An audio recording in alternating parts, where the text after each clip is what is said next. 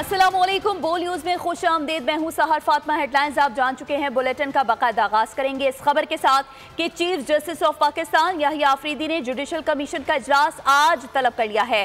Sindh high court में आईनी benches के लिए जजेस की नामजदगी पर गौर होगा।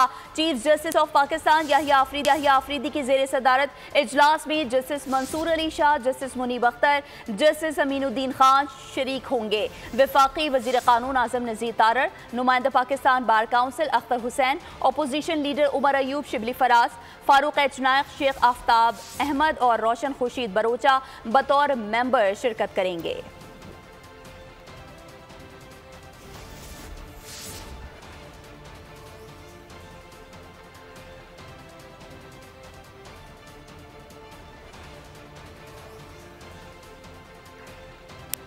और अब आपको बताएं कि बानी पीटीआई की सियासी रहनुमाओं से अदालती हुक्म के बावजूद मुलाकात न कराने का मामला है। इस्लामाबाद हाई कोर्ट में तौहीन अदालत की दरख्वास्त पर समाअत हुई। अदालत ने रियासती वकील से इस्तफसार किया कि क्या वजह है कि बार बार ऐसा होता है। हमारे ऑर्डर के बावजूद अगर पटिशन आती है तो हमने लिखा था स्टेट पर जुर्माना आयद होगा। स्टेट काउंसिल ने कहा हम जेल हुकाम से पूछ लेते हैं, सुप्रिंटेंडेंट जेल ही बेहतर बता सकते हैं कि क्यों मुलाकात नहीं करवाई जाती। अदालत ने जेल सुप्रिंटेंडेंट को आज तलब कर लिया।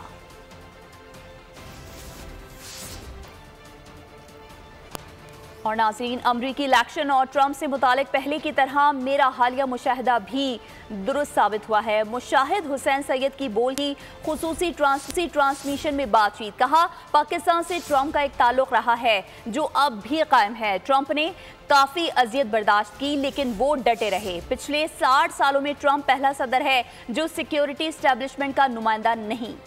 साबिक लीगी रहनुमा ने बोल की अमरीकी इंतखाबात की खुसूसी नशरियात में पेश गोई की कि वाशिंगटन से इस्लामाबाद कॉल आ सकती है।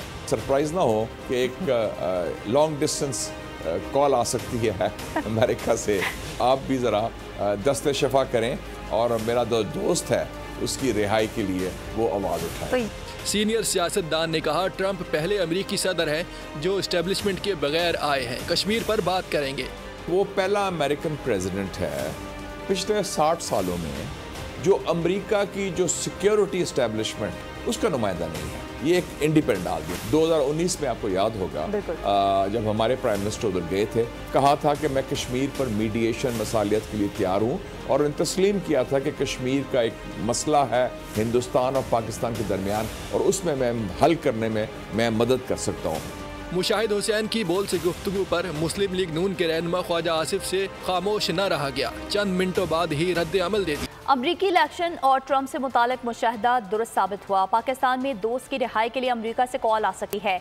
सीनियर सियासतदान मुशाहिद हुसैन सैयद कबूल न्यूज से गुफ्तगू करते हुए इंकशाफ बोले पाकिस्तान से ट्रंप का एक ताल्लुक रहा है जो अब भी कायम है। उन्होंने काफ़ी अजियत बर्दाश्त की लेकिन वो डटे रहे। बानी पीटीआई की रिहाई से मुतालिक पेश गोइयाँ करने वालों को वजीर दिफा ख्वाजा मोहम्मद आसिफ का भरपूर जवाब। बोले बाज़ अफराद का कहना है कि अमरीका से कॉल आने की देर है, पाकिस्तान के इनकार की जुर्रत नहीं होगी। उनसे कहता हूं कि आप भी अपनी अदाओं पर गौर करें, हम अर्ज करेंगे तो शिकायत होगी। नवाज शरीफ ने तो कॉल के साथ $5 अरब की भी ऑफर ठुकराई थी, एटमी धमाका भी किया।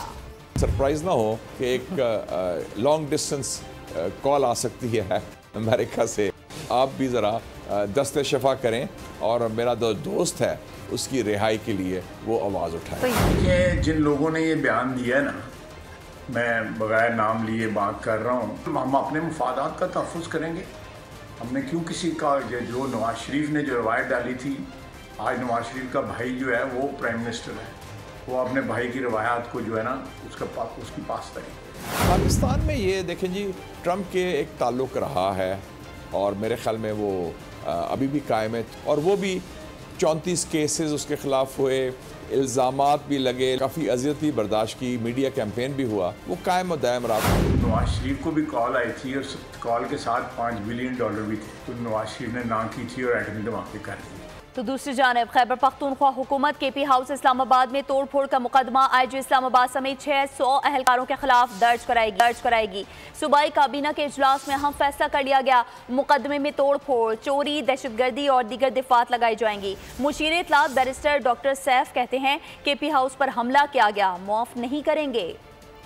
केपी हाउस इस्लामाबाद में तोड़ फोड़, वफाक और खैबर पख्तूनख्वा हुकूमत आमने सामने। केपी हुकूमत ने बड़े एक्शन की तैयारी कर ली। खैबर पख्तूनख्वा हुकूमत की इस्लामाबाद पुलिस के खिलाफ कार्रवाई की मंजूरी। वज़ीर आला खैबर पख्तूनख्वा अली अमीन की ज़ेर सदारत सूबाई काबीना का इजलास हुआ। केपी हुकूमत ने IG इस्लामाबाद के खिलाफ FIR दर्ज कराने का फैसला कर लिया। ज़राए के मुताबिक मुकदमे में तोड़ फोड़, चोरी, दहशत गर्दी और दीगर दफात लगाई जाएंगी। काबीना को ब्रीफिंग में बताया गया है कि केपी हाउस में तोड़ फोड़ से 1 करोड़ रुपए का नुकसान हुआ। वज़ीर आला केपी और अरकान असम्बली की कीमती अशिया भी गायब हुई। इजलास के बाद मुशीर इत्तलात केपी बैरिस्टर डॉक्टर सैफ ने कहा, केपी हाउस पर हमला किया गया, मुआफ नहीं करेंगे।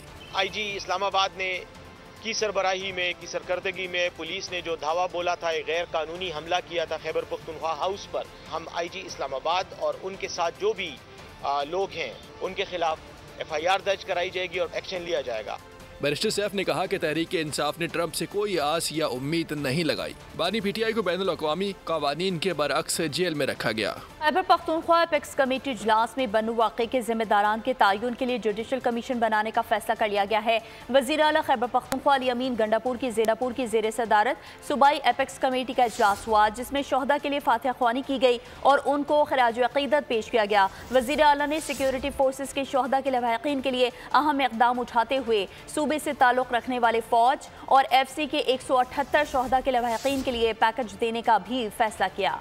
वज़ीर आला खैबर पख्तूनख्वा की ज़ेर सदारत सूबाई एपेक्स कमेटी का इजलास, दहशत गर्दों से लड़ने के लिए अज़्म का इजहार, अहम फैसले भी किए गए। इजलास में पाक फौज और पुलिस के कुर्बानियों को सलाम, शोहदा को खराज अकीदत पेश किया गया। इजलास में बनू वाक़े के जिम्मेदारों के तयन के लिए जुडिशल कमीशन बनाने का भी फैसला। दहशत गर्दी से निपटने के लिए सिविल, अस्करी और आवाम की कोशिशें जारी रखने के लिए जरूरत पर जोर दिया गया। कोर कमांडर पेशावर और दीगर आला हुकाम इजलास में शरीक हुए। अमन व अमान के हवाले से पुलिस को लीड रोल देने, पुलिस और सिविल इंतजामिया की इस्तेदाद में इजाफे पर इत्तफाक किया गया। पुलिस को बुलेट प्रूफ गाड़ियों की जल्द फराहमी और खाली आसामियों पर जल्द भर्ती करने का भी फैसला किया गया। वज़ीर आला ने पाक फौज और FC के 178 शोहदा के लवाहिकीन के लिए पैकेज देने का भी फैसला किया। शहीद सिपाहियों के लवाहिकीन के लिए 10 लाख और अफसरान के लवाहिकीन के लिए 20 लाख रुपए मुकर्रर किए गए। फौज और FC के शोहदा के बच्चों को पुलिस और सरकारी महकमों में भर्ती करने का भी फैसला किया गया। और हुकूमत फॉर्म 47 पर आई है, अपनी बका की जंग लड़ रही है। फवाद चौधरी का कहना है कि PTI की हिकमत अमली पर तनकीद की,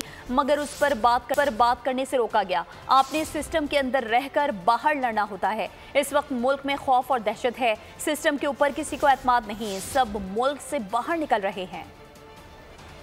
हुकूमत चूँकि फॉर्म 47 के ऊपर आई है, इनका मसला ये है कि ये रोज़ाना अपनी सर्वाइवल की लड़ाई लड़ते हैं। PTI की हिकमत अमली के ऊपर काफ़ी मेरी तनकीद है, काफ़ी गुफ्तगू है। आपने सिस्टम के अंदर रह के भी लड़ना होता है, सिस्टम के बाहर रह के भी लड़ना होता है। पाकिस्तान में इस वक्त एक अजीबोगरीब माहौल है, जिसमें हम तमाम लोग एक खौफ और दहशत की साए में ज़िंदगी गुजार रहे हैं। और यही वजह है कि सिस्टम्स के ऊपर एतमाद ख़त्म हो चुके हैं। जो लोग यहाँ से पाकिस्तान से जा सकते हैं, रेस लगी हुई है पाकिस्तान से बाहर जाने की। तो उधर जनूबी वज़ीरिस्तान में सिक्योरिटी फोर्सेस के खारजी दहशतगर्दों के साथ झड़प, फायरिंग के तबादले में 5 खवारिज जहानुम वासिल हो गए। धरती के 4 सपूत भी वतन पर कुर्बान हो गए। ISPR के मुताबिक इलाके में क्लियरेंस ऑपरेशन जारी है। सिक्योरिटी फोर्सेस दहशतगर्दी के खात्मे के लिए पुरअज़्म हैं। शुमाली वज़ीरिस्तान में सिक्योरिटी फोर्सेस का खारजी दहशतगर्दों के साथ फायरिंग का तबादला, 5 खवारिज जहन्नुम वासिल। जमा मर्दी से लड़ते हुए 4 जवान भी शहीद हो गए। ISPR के मुताबिक शोहदा में 38 साला नाइब सूबेदार ताइब शाह, 30 साला शहीद लांस नाइक गुलाब जमान शामिल हैं। 28 साला लांस नाइक हबीबुल्ला और 30 साला लांस नाइक मुजम्मिल महमूद ने मुल्क दुश्मनों से लड़ते हुए वतन पर जान निछावर कर दी। सिक्योरिटी फोर्सेस दहशतगर्दी की लानत को जड़ से खत्म करने के लिए पुरअज़्म हैं। ISPR का कहना है कि सिपाहियों की कुर्बानियां जंग में हमारे अज़्म को तक़वियत बख्श। जनूबी वज़ीरिस्तान में खवारिज दहशतगर्दों से लड़ते हुए 4 सिक्योरिटी एहलकारों की शहादत पर मुल्की क़यादत अफसरदा। 5 दहशतगर्दों को हलाक करने पर पाक फौज को सलाम पेश किया। कायम मुकाम सदर यूसुफ रजा गिलानी, वज़ीर आज़म पाकिस्तान, चेयरमैन सेनेट, स्पीकर कौमी असम्बली, वज़ीर आला और गवर्नर सिंध ने भी शहीद एहलकारों को खराज अक़ीदत पेश किया।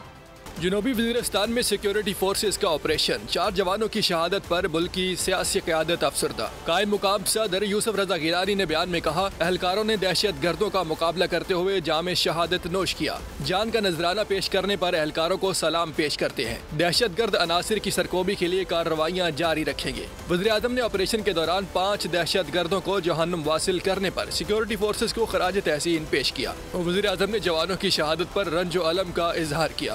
स्पीकर कौमी असम्बली वज़ीर आला से किया। और नाज़रीन, अब आपको बताएं कि सुप्रीम कोर्ट में जजेस की तादाद में इजाफे के बाद हुकूमत ने मरात में भी इजाफा कर दिया है। अदालत उज़्मा के जजेस का हाउस रेंट और जुडिशल अलाउंस बढ़ा दिया गया। हाउस रेंट को 68,000 से बढ़ाकर 3,50,000 रुपए माहाना कर दिया गया है, जबकि जुडिशल अलाउंस 11,90,000 कर दिया गया।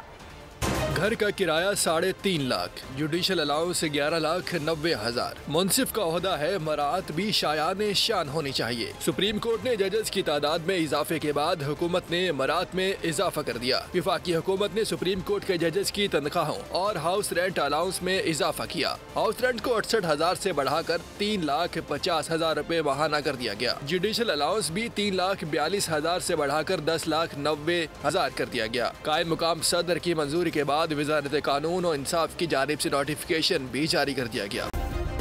सब्सक्राइब करें और बेल दबाएं ताकि कोई खबर रह न जाए।